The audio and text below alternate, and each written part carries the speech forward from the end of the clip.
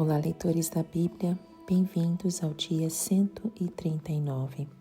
Eu sou a Tati Camargo, do Mulheres com Fé, e juntos estamos lendo a Bíblia por completo, com apenas 15 minutos por dia.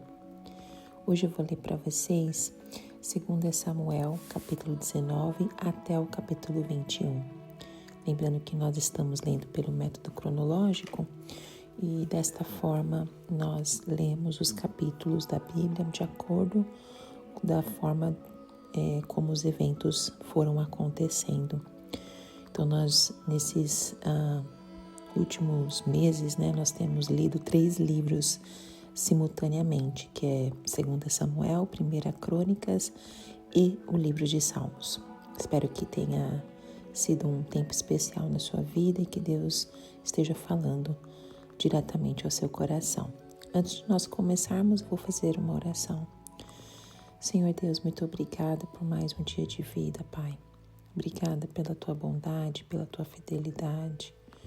O Senhor é tão grande, tão poderoso, Senhor, e mesmo assim se importa conosco. Nós só temos que Te agradecer, Pai, e darmos o nosso melhor para Ti. Que na leitura de hoje nós possamos encontrar algo novo sobre Você, Te amar ainda mais, e amar as pessoas que o Senhor colocar em nossos caminhos. Remova qualquer tipo, Senhor, de mentiras, de engano, de mal entendidos que tenhamos tido ao ler Tua palavra, mas que possam ser substituídos pela Tua verdade. Em nome de Jesus, conduza essa leitura para a Tua honra e Tua glória. Amém. 2 Samuel, capítulo 19. O luto de Davi. Informaram a Joabe que o rei estava chorando e se lamentando por Absalão. Para todo o exército, a vitória daquele dia se transformou em um luto, porque as tropas ouviram dizer: o rei está de luto por seu filho. Naquele dia, o exército ficou em silêncio na cidade, como fazem os que fogem humilhados da batalha. O rei, com o rosto coberto, gritava: "Ah, meu filho Absalão! Ah, Absalão, meu filho, meu filho!" Joabe repreende Davi. Então Joabe entrou no palácio e foi falar com o rei. "Hoje humilhaste todos os teus soldados, os quais salvaram a tua vida, bem como a de teus filhos e filhas, e de tuas mulheres e concubinas. Amas o que te odeiam e odeias os que te amam. Hoje deixaste claro que os comandantes e os seus soldados nada significam para ti. Vejo que ficaria satisfeito se hoje Absalão estivesse vivo e todos nós mortos. Agora vai e encoraja os teus soldados. Juro pelo Senhor que se não fores, nenhum só deles permanecerá contigo esta noite. O que para ti seria pior do que todas as desgraças que já te aconteceram desde a tua juventude." Então o rei levantou-se e sentou-se junto à porta da cidade. Quando o exército soube que o rei estava sentado junto à porta, todos os soldados juntaram-se a ele. Enquanto isso, os israelitas fugiam para casa. Em todas as tribos de Israel, o povo discutia, dizendo: "Davi nos livrou das mãos dos nossos inimigos. Foi ele que nos libertou dos filisteus. Mas agora fugiu do país por causa de Absalão. E Absalão, a quem tínhamos ungido rei, morreu em combate. E por que não fala em trazer o rei de volta?" Quando chegou aos ouvidos do rei o que todo Israel estava comentando, Davi mandou a seguinte mensagem aos sacerdotes Zadok e Abiatar: "Perguntem às autoridades de Judá por que vocês seriam os últimos a conduzir o rei de volta ao seu palácio. Vocês são meus irmãos, sangue do meu sangue. Por que seriam os últimos a ajudar no meu retorno? E digam a Amasa: você é sangue do meu sangue. Que Deus me castigue com todo rigor, se de agora em diante você não for o comandante do meu exército em lugar de Joabe." As palavras de Davi conquistaram a lealdade unânime de todos os homens de Judá, e eles mandaram dizer ao rei que voltasse com todos os seus servos. Então o rei voltou e chegou ao Jordão. E os homens de Judá foram a Gilgal, ao encontro do rei para ajudá-lo a atravessar o Jordão. Simei, filho de Gera, benjamita de Baurim, foi depressa com os homens de Judá para encontrar-se com o rei Davi. Com ele estavam outros 1000 benjamitas e também Ziba, supervisor da casa de Saul, com seus 15 filhos e 20 servos. Eles entraram no Jordão antes do rei e atravessaram o rio a fim de ajudar a família real na travessia e fazer o que o rei desejasse. Simei, filho de Gera, atravessou o Jordão, prostrou-se perante o rei e lhe disse: que o meu senhor não leve em conta o meu crime e que não te lembres do mal que o teu servo cometeu no dia em que o rei, meu senhor, saiu de Jerusalém. Que o rei não pense mais nisso.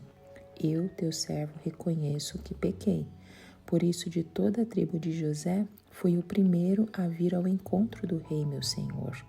Então Abisai, filho de Zeruia, disse: Simei amaldiçoou o ungido do Senhor. Ele deve ser morto. Davi respondeu: que é que vocês têm com isso, filhos de Zeruia? Acaso se tornaram agora meus adversários? Deve alguém ser morto hoje em Israel? Ou não tenho hoje a garantia de que voltei a reinar sobre Israel? E o rei prometeu a Simei sob juramento: você não será morto. Mefibosete, neto de Saul, também foi ao encontro do rei.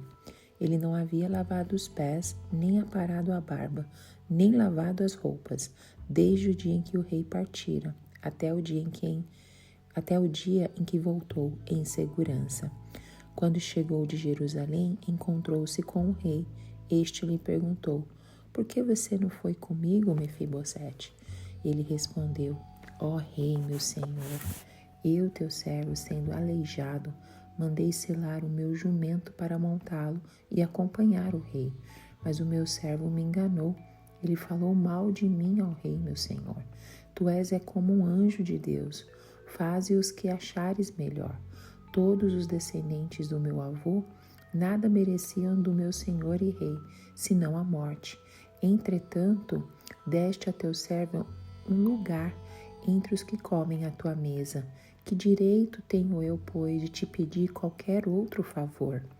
Disse-lhe então o rei: você já disse o suficiente. Minha decisão é que você e Ziba dividam a propriedade. Mas Mefibosete disse ao rei: deixe que ele fique com tudo, agora que o rei, meu senhor, chegou em segurança ao seu lar. Barzilai, de Gileade, também saiu de Rogelim, acompanhando o rei até o Jordão, para despedir-se dele. Barzilai era bastante idoso, tinha 80 anos. Foi ele que sustentou o rei durante a sua permanência em Manaim, pois era muito rico. O rei dizia a Barzilai: venha comigo para Jerusalém e eu cuidarei de você. Barzilai, porém, respondeu: quantos anos da minha vida me restam para que eu vá com o rei e viva com ele em Jerusalém? Já fiz 80 anos. Como eu poderia distinguir entre o que é bom e o que é mal? Teu servo mal pode sentir o gosto daquilo que come e bebe. Nem consigo apreciar a voz de homens e mulheres cantando. Eu seria mais um peso para o rei, meu senhor. Teu servo acompanhará o rei um pouco mais, atravessando o Jordão, mas não há motivo para uma recompensa dessas. Permite que o teu servo volte e que eu possa morrer na minha própria cidade, perto do túmulo de meu pai e de minha mãe. Mas aqui está o meu servo Quimã, que ele vá com o meu senhor e rei. Faze por ele o que achares melhor. O rei disse: Quimã virá comigo. Farei por ele o que você achar melhor, e tudo mais o que desejar de mim, eu farei por você. Então todo o exército atravessou o Jordão, e também o rei o atravessou. O rei beijou Barzilai e o abençoou, e Barzilai voltou para casa.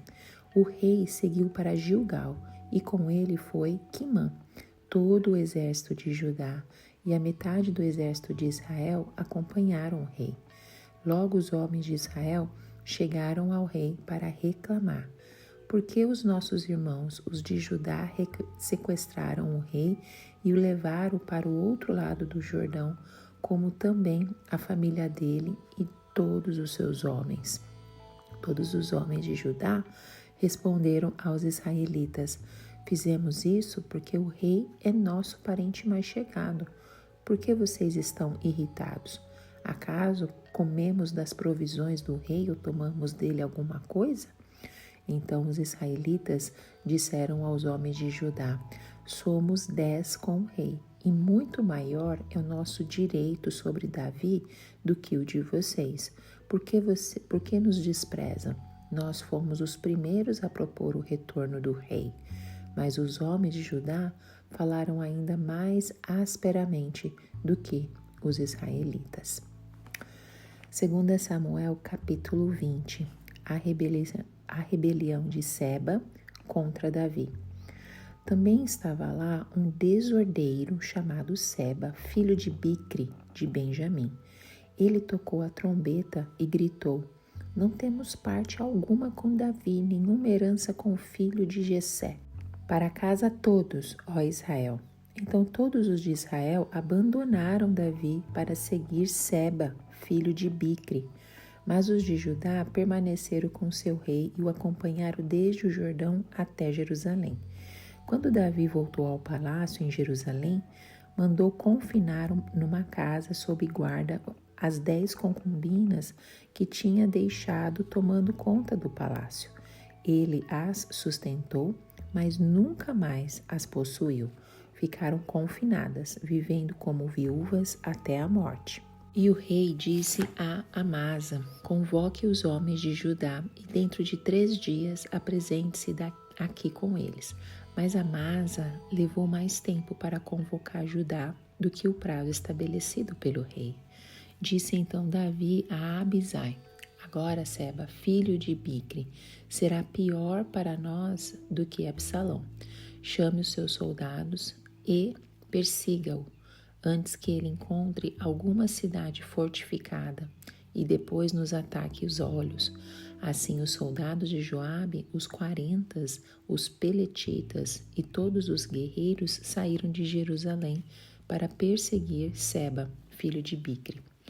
Quando estavam junto à grande rocha de Gibeon, Amasa encontrou com eles. Joabe vestia seu traje militar e tinha um cinto com um punhal na bainha. Ao aproximar-se de Amasa, deixou cair a adaga. Como vai, meu irmão? Disse Joabe, pegando Amasa pela barba com a mão direita para beijá-lo. E Amasa, não percebendo o punhal na mão esquerda de Joabe, foi por ele golpeado no estômago. Suas entranhas se derramaram no chão e ele morreu, sem necessidade de um segundo golpe. Então Joabe e Abisai, seu irmão, perseguiram Seba, filho de Bicri. Um dos soldados de Joabe ficou ao lado do corpo de Amasa e disse: quem estiver do lado de Joabe e de Davi, que siga Joabe. Amasa jazia numa poça de sangue no meio da estrada. Quando o homem viu que todos os que se aproximavam do corpo de Amasa paravam, arrastou-o para fora da estrada e o cobriu com uma coberta. Depois que o corpo de Amasa foi retirado da estrada, todos os homens seguiram com Joabe em perseguição a Seba, filho de Bicri. Seba atravessou todas as tribos de Israel e chegou até Abel-Bet-Maaca, e todos os bicritas se reuniram para segui-lo. O exército de Joabe veio, cercou Seba em Abel-Bet-Maaca e construiu contra a cidade uma rampa que chegou até a muralha externa. Quando o exército de Joabe estava para derrubar a muralha, uma mulher sábia gritou da cidade: ouçam, ouçam, digam a Joabe que venham aqui para que eu fale com ele. Quando ele se aproximou, a mulher perguntou: tu és Joabe? Ele respondeu: sim. ela disse: ouve o que a tua serva tem para dizer-te. Estou ouvindo, disse ele. E ela prosseguiu: antigamente se dizia: peça conselho na cidade de Abel, e isso resolvia a questão. Nós somos pacíficos e fiéis em Israel. Tu procuras destruir uma cidade que é mãe em Israel. Por que queres arruinar a herança do Senhor? Respondeu Joabe: longe de mim uma coisa dessas. Longe de mim arruinar e destruir a cidade. Não é esse o problema. Mas um homem chamado Seba, filho de Bicre, dos montes de Efraim, rebelou-se contra o rei Davi. Entregue-me esse homem e iremos embora. A mulher disse a Joabe: a cabeça dele te será jogada no alto da muralha. Então a mulher foi falar com todo o povo, dando seu sábio conselho, e eles cortaram a cabeça de Seba, filho de Bicre, e a jogaram para Joabe. Ele tocou a trombeta e os seus homens se dispersaram, abandonaram o cerco da cidade, e cada um voltou para sua casa. E Joabe voltou ao rei em Jerusalém. Joabe comandava todo o exército de Israel. Benaia, filho de Joiada, comandava os queretitas e os peletitas. Adonirão era o chefe do trabalho forçado. Josafá, filho de Ailude, era arquivista real.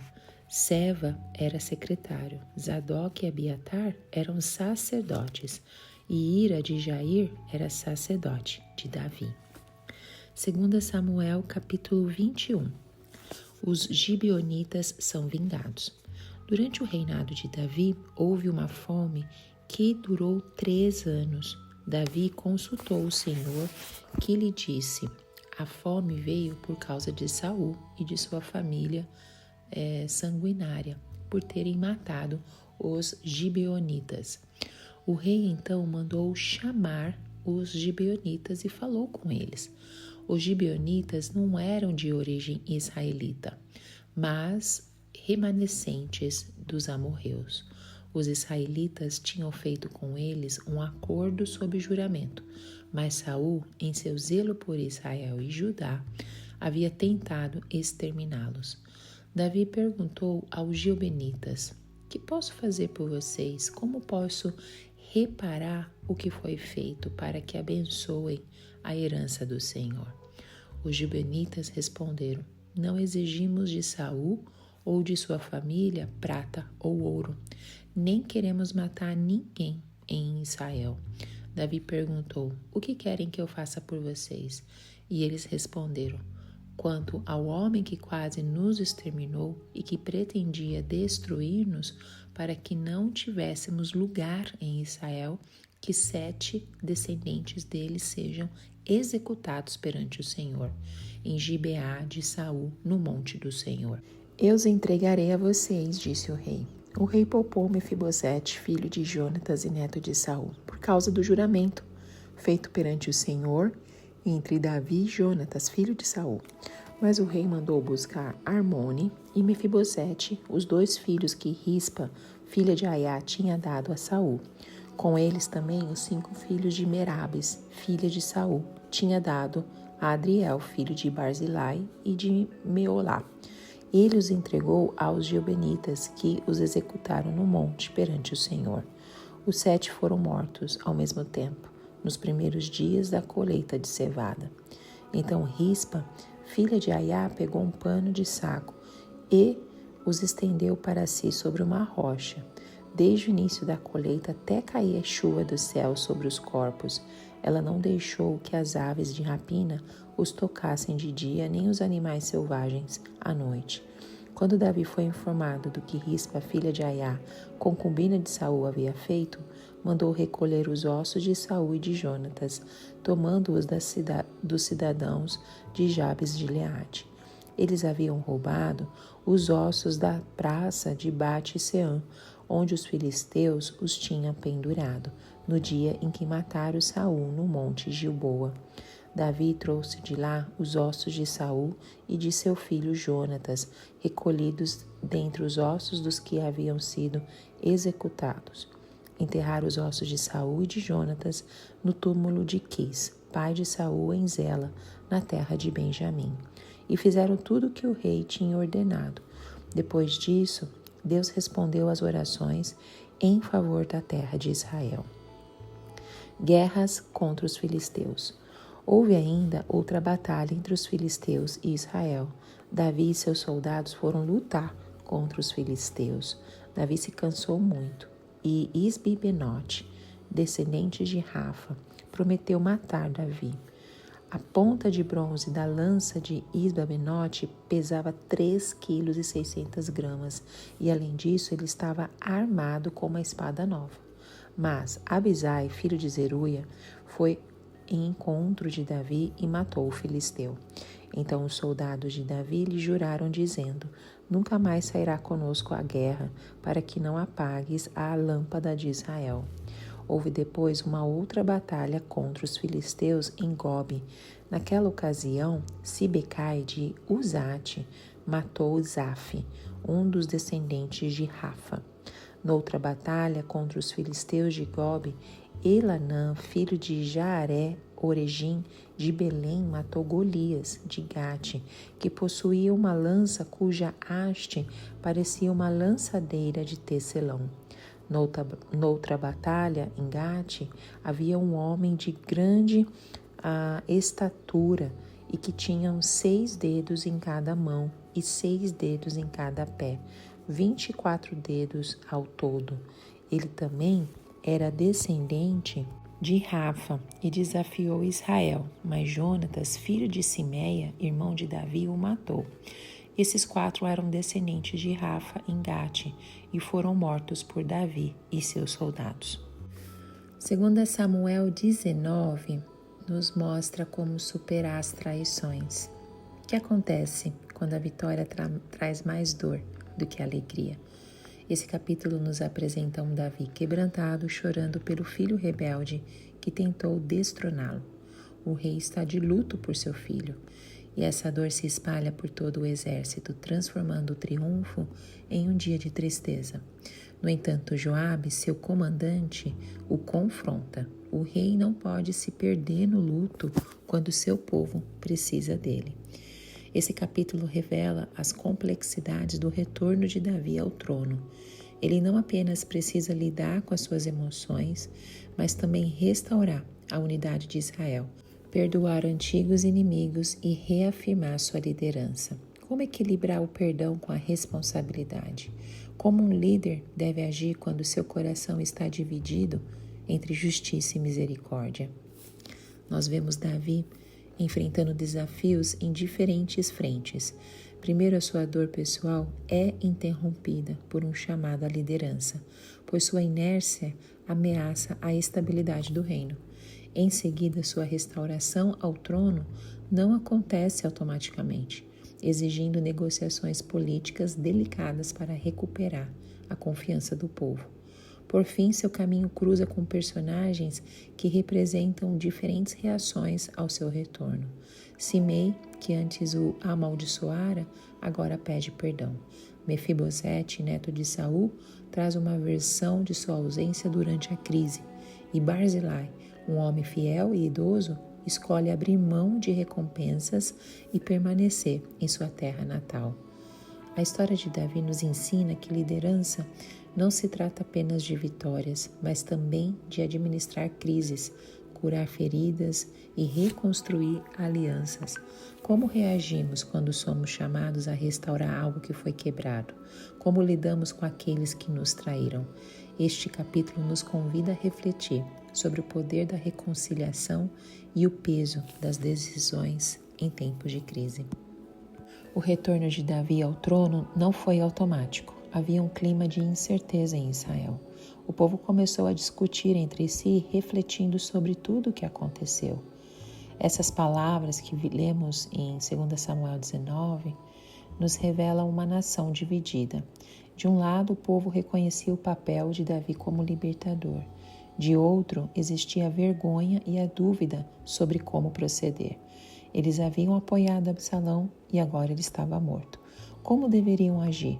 A questão que surge é: por que não falam em trazer o rei de volta?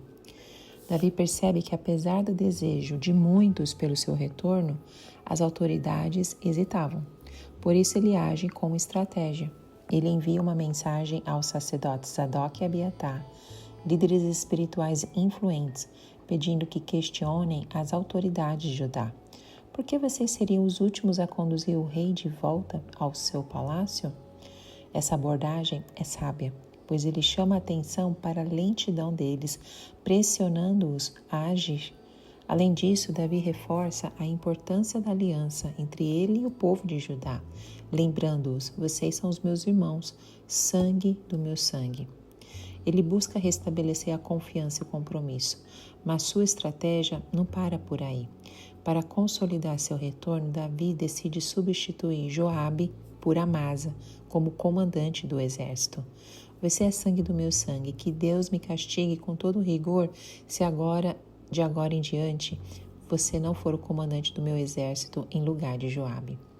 Essa decisão é política e estratégica.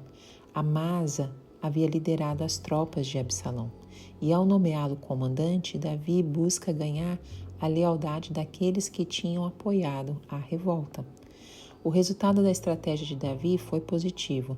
O versículo 14 diz que as palavras de Davi conquistaram a lealdade unânime de todos os homens de Judá. Eles finalmente decidem convidá-lo para voltar e o rei segue até o Jordão, onde os homens de Judá vão ao seu encontro para ajudá-lo a atravessar. Essa parte da narrativa nos ensina que a restauração de relacionamentos exige iniciativa e sabedoria. Davi não esperou passivamente que o povo tomasse uma decisão. Ele agiu com inteligência, buscando reconquistar a confiança daqueles que haviam se afastado. Da mesma forma, quando enfrentamos divisões e conflitos, devemos buscar reconciliação, tomando atitudes que fortaleçam a unidade, como Paulo nos ensina. Se for possível, no que depender de vocês, vivam em paz com todos. O retorno de Davi trouxe consigo a necessidade de lidar com aqueles que se opuseram a ele. Um dos primeiros a se apresentar foi Simei, um homem da tribo de Benjamim que havia amaldiçoado Davi durante sua fuga de Jerusalém. Agora, com a volta do rei, Simei entende que a sua vida está em risco e age rapidamente para buscar o perdão. Simei se prostra diante de Davi e reconhece a sua culpa, que o meu Senhor não leve em conta o meu crime e que não te lembres do mal que o teu servo cometeu. Ele não apenas pede perdão, mas também admite o seu erro e tenta demonstrar arrependimento, a ser o primeiro da tribo de José a se apresentar ao rei. Abisai, sempre impetuoso, vê a oportunidade perfeita para eliminar Simei. Simei amaldiçoou o ungido do Senhor e deve ser morto. Para Abisai, a justiça exigia que Simei fosse punido por sua traição. No entanto, Davi responde de maneira inesperada: que é que vocês têm com isso, filhos de Zeruia? Acaso se tornam agora meus acusadores? Deve alguém ser morto hoje em Israel? Davi recusa a vingança. Para ele, o dia da sua restauração não deveria ser marcado pelo derramamento de sangue. Ele jura a Simei que ele não morrerá. Essa decisão revela a grandeza de Davi. Ele não permite que ressentimentos passem para sua nova fase como rei. Ele compreende que o verdadeiro líder deve saber quando aplicar a justiça e quando exercer misericórdia. 2 Samuel capítulo 20 nos apresenta um episódio turbulento no reinado de Davi, no qual um novo inimigo se levanta, Seba, um homem de Benjamim, que semeia divisão entre as tribos de Israel. Este capítulo é um reflexo poderoso da fragilidade humana e da necessidade de discernimento em tempos de crise. Davi acabava de superar a rebelião de Absalão e agora enfrenta uma outra ameaça interna. A história de Seba nos lembra que a insatisfação e a ambição podem facilmente inflamar corações e dividir um povo. Mas 2 Samuel 20 também nos ensina algo essencial. Enquanto a rebeldia leva à destruição, a sabedoria pode salvar vidas. No meio da guerra, uma mulher sábia se levanta e muda o rumo da história, sem derramamento de sangue desnecessário. Sua atitude não apenas impede a destruição de uma cidade inteira, mas também nos ensina que a verdadeira força nem está nem sempre está na espada, mas na palavra e no discernimento. Seba percebeu que havia um descontentamento crescente entre as tribos do norte e usou isso para o seu próprio benefício. Assim como Absalão, ele explorou a fragilidade do povo para buscar poder. Esta passagem, quando ele diz assim: então todos os de Israel abandonaram Davi para seguir Seba, filho de Bicre, mas os de Judá permaneceram com seu rei e acompanharam desde o Jordão até Jerusalém. Esta ruptura mostra que o reino de Davi, apesar de sua grandeza, ainda enfrentava os desafios. E essa passagem nos ensina sobre os perigos da deslealdade e da insatisfação. Muitas vezes a murmuração e a divisão começam com uma voz que ecoa insatisfação e descontentamento. Além disso, vemos um paralelo com a maneira como Jesus foi rejeitado. Assim como Davi, ele veio para governar com justiça, mas muitos não o aceitaram. Essa rejeição resultou em divisão e sofrimento, mas o plano de Deus prevaleceu. Da mesma forma, o reinado de Davi não seria destruído por essa nova ameaça.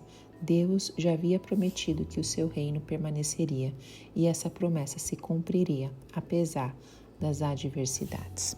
Davi percebe que não pode ignorar a rebelião de Seba, pois ele ameaça a unidade do reino. Então ele dá ordens a Amasa: convoque os homens de Judá e dentro de 3 dias apresente-se aqui com eles.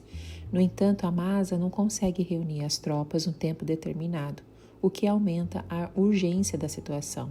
Davi então ordena que Abisai tome a frente da perseguição, dizendo: agora Seba, filho de Bicre, será pior para nós do que Absalão. Chame os meus soldados e persiga-o, antes que ele encontre alguma cidade fortificada e depois nos arranque os olhos. Essa expressão mostra a gravidade da ameaça. Seba não era apenas um rebelde comum, mas alguém que poderia desestabilizar o reino inteiro. O exército liderado por Abisai e Joabe parte em perseguição. O texto diz que os soldados de Joabe, os queretitas, os peletitas e todos os guerreiros saíram de Jerusalém para perseguir Seba, filho de Bicre. Isso nos mostra que a resposta às ameaças espirituais e políticas deve ser rápida e estratégica. Também nos ensina que a procrastinação pode ser perigosa. Se Davi tivesse demorado mais, Seba poderia ter fortalecido sua posição e reunido mais aliados. O mesmo acontece em nossa vida espiritual. Quanto mais adiamos lidar com os problemas, maior o risco deles se tornarem incontroláveis. Outro ponto importante é que essa perseguição não é movida apenas pela ira, mas pela necessidade de manter a ordem e a justiça. Assim como Davi precisou agir contra Seba, Deus nos chama para confrontar aquilo que ameaça a nossa fé e compromisso com Ele. No meio da perseguição a Seba surge um evento inesperado, a traição de Joabe contra Amasa. O texto nos diz que ao chegarem perto da grande rocha de Gibeon, Amasa se encontrou com Joabe e Abisai. Joabe, vestindo seu traje militar, aproximou-se com uma falsa saudação. Assassinou Amasa. E Amasa, não percebendo o punhal na mão esquerda de Joabe, foi por ele golpeado no estômago. Suas entranhas se derramaram no chão e ele morreu sem necessidade de um segundo golpe. Esse assassinato revela o caráter impiedoso de Joabe. Ele já havia matado Abner de maneira semelhante e agora, sem hesitação, repete o ato contra Amasa. O que torna esse crime ainda mais chocante é o fato de que Amasa era seu primo, mostrando que, para Joabe, a ambição e o poder estavam acima da família e da lealdade. O assassinato de Amasa reflete uma triste realidade. O desejo pelo poder pode levar a traições brutais. Joabe sabia que Davi o havia substituído por Amasa. Então eliminou seu concorrente sem piedade. Isso nos lembra do alerta de Tiago, pois onde há inveja e ambição egoísta, aí há confusão e toda espécie de males. Após a morte de Amasa, um dos soldados de Joabe convoca os guerreiros a segui-lo. Quem estiver do lado de Joabe e Davi, que siga Joabe. Aqui Joabe assume novamente o comando do exército sem nenhuma consequência imediata, como se o assassinato de Amasa fosse apenas um detalhe insignificante. Essa passagem nos ensina que a sede por poder pode gerar uma cadeia de destruição. Joabe pode ter conseguido retomar sua posição de comandante, mas isso não significa que sua atitude foi correta diante de Deus.